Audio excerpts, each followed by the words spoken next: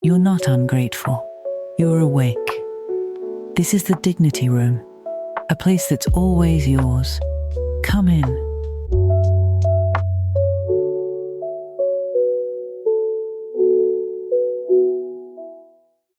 I want to say one sentence today, and I want to say it slowly because I think it is easy to hear it quickly and nod along without actually letting it land in your own life.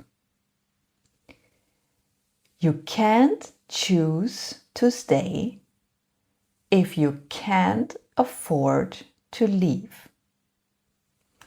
Say that back to you, to yourself for a second. Not as a quote, as a question about your actual life right now. If you needed to, so I mean really needed to, could you leave? Not do you want to. This is a completely different thing. When you really need to. Just financially, practically, could you stand on your own next month if you had to? And if a cold feeling just moved slightly, that's what today is about. Because this episode is not about leaving. I want to be clear about that from the start. It has nothing to do with whether you should leave anything in your life. It's about something underneath that question entirely. Whether you're actually choosing to stay or just staying because there is no real other option. Those are two completely different lives. And today I want to show you why. Earlier in this show, we talked about freedom, about how real freedom isn't leaving and isn't staying. It's being able to choose genuinely with both doors actually open. And today goes deeper into what makes a door actually real versus just painted on the wall. A choice only exists if two options are actually available to you. If you can only go through one door, not because you prefer it, but because the other one isn't really there, that's not a choice. I mean, let's be real. That's a situation you're in, dressed up in the language of choice. And what very often makes the second door either real or not real is money. Not love, courage, values. No, money. It's like the practical, unglamorous fact of whether you could support yourself if you needed to. And I know that might sound unromantic, but here's what I've come to believe. Freedom you can't afford isn't freedom. It's a nice idea you're not allowed to use. And dignity, that depends entirely on someone else staying, and staying in a good mood is a very fragile kind of dignity. So let's actually look at why this sentence is true. So imagine two women, same relationship, same house, same life from the outside. The first one stays because she loves her partner and she's chosen that life, knowing she could leave if she ever needed to. She has a small amount of money that's hers, not a lot, but enough to stand on for a few months. She stays because she wants to. The second one did the numbers one night and she realized that without his income, she couldn't cover rent. that her money all goes into the shared account, that she has no cushion that's really hers. She stays too, of course, but not because she chooses to, because she can't afford not to. Same house, same relationship, same Christmas photos. From the inside, completely different lives. One of them is free, and one of them is in a cage. And the cage isn't the relationship, the cage is the can't. So here's something I want you to sit with. The second woman might love her partner. The relationship might even be good, but something under that stays changed. There's a quiet resentment she can't quite locate, like a flatness, a feeling of going through the motions. And it's not really about the relationship, right? It's about the absence of a real choice. When you know deep down that you couldn't leave, even if you want to, every decision you make inside that relationship is shaped by the knowledge, even the decision to stay. I mean, especially the decision to stay. So, a woman who can't afford to leave isn't choosing to stay. She's serving a sentence she calls love. So now, I want to say something clearly because I think, maybe this episode could be misread and I don't want that. So, building a financial floor has nothing to do with planning to leave, okay? This is important, and I don't mean that you should leave at all when you don't want to. I mean, you are in the relationship, you know best if you want to leave or not, yeah? So this is not the conversation we have here, okay? I want to say that as directly as I can, this is not me telling you to leave your relationship, okay? This is not me assuming anything is wrong.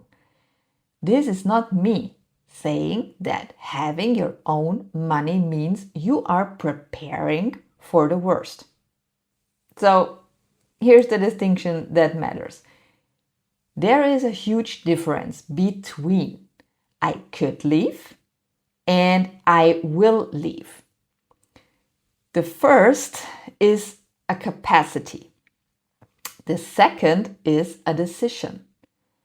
You can have the first completely, fully, without ever coming close to the second, okay? Think of it like a fire exit in a building you love. You're not planning to use it, right? You probably never will, hopefully, but the fact that it is there changes how it feels to be inside, right? Here's the thing: you are there because you want to be, not because the doors are locked and you have no choice. That's what a financial floor does. It makes the exit real instead of painted on a wall. Sorry. And once the exit is real, once you actually could leave if you needed to, staying becomes a genuine choice, a real yes, not just a default. So when I was sitting with this sentence, there was like an aha moment for me, and maybe for you too. Because a woman who has her own financial floor and then looks at her relationship and chooses to stay, she is making a completely different decision than the woman who stays because she has no other option.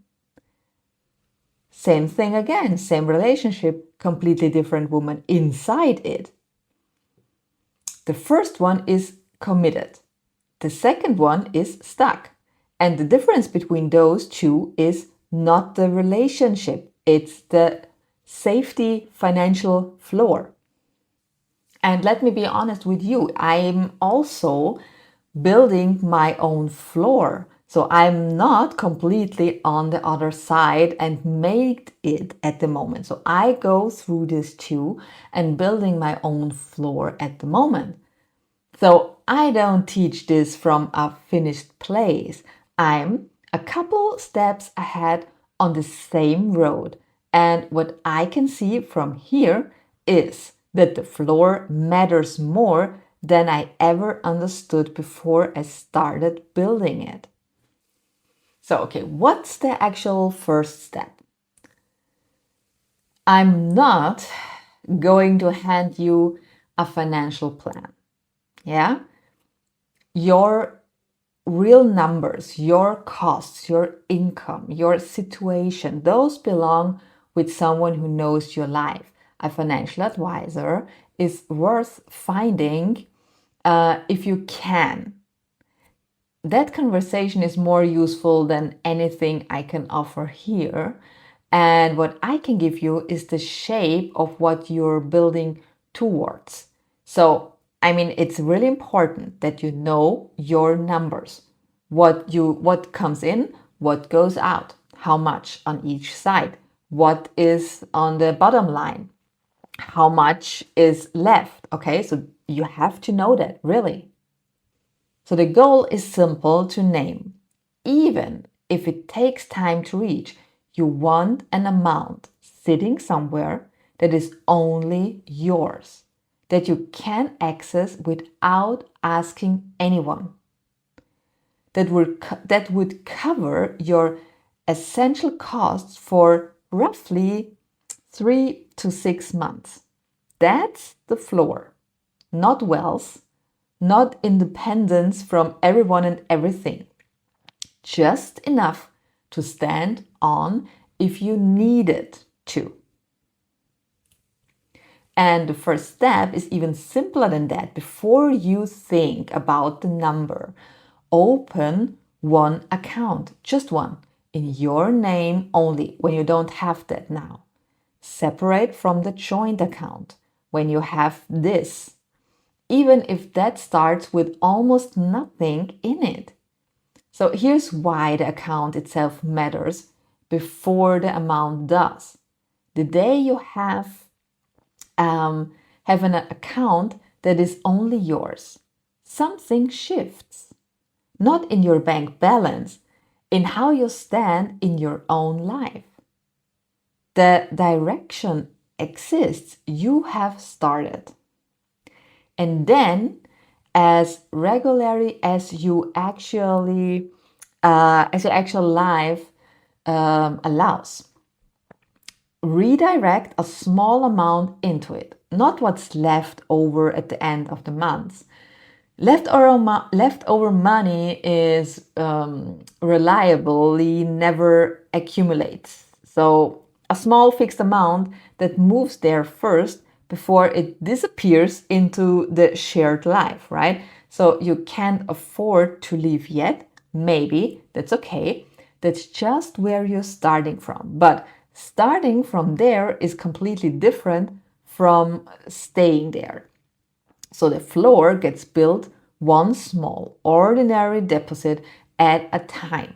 And I mean, when it's $2, it's absolutely fine. It's a little bit. Until one day, you look down and realize you are standing on something solid, something yours, okay? Something that means staying is finally a choice, not the only option available, okay? So this is really important. Get your numbers, get your own account, and get a little bit of money every month, or maybe also you can do it weekly. It depends on how much money you earn. Get a little amount on it to build your financial floor, and build it up step by step. So here are 3 things to take with you today. 1, a choice needs 2 real options. If you can't actually leave, not because you don't want to, but because you couldn't survive it financially, you are not choosing to stay. You are in a situation you are calling a choice. And that difference matters more than almost anything else in how you feel from the inside. 2, build a financial floor is not about leaving. There's a huge difference between I could and I will. The floor makes the exit real. And once the exit is real, staying becomes a genuine choice instead of a default. Same relationship, completely different woman inside it. And 3, the first step is the account. 1 account, only yours, even if it starts with almost nothing. The direction matters before the amount does. Leftover money never accumulates. Redirect a small fixed amount first. You can't afford to leave yet. That's a starting point, not a verdict. Before you go, if something here touched you, there's a quiet next step waiting. I made something for you, for when you're ready to come back to yourself. You'll find it in the show notes. Thank you for being here. This was the Dignity Room. The door stays open.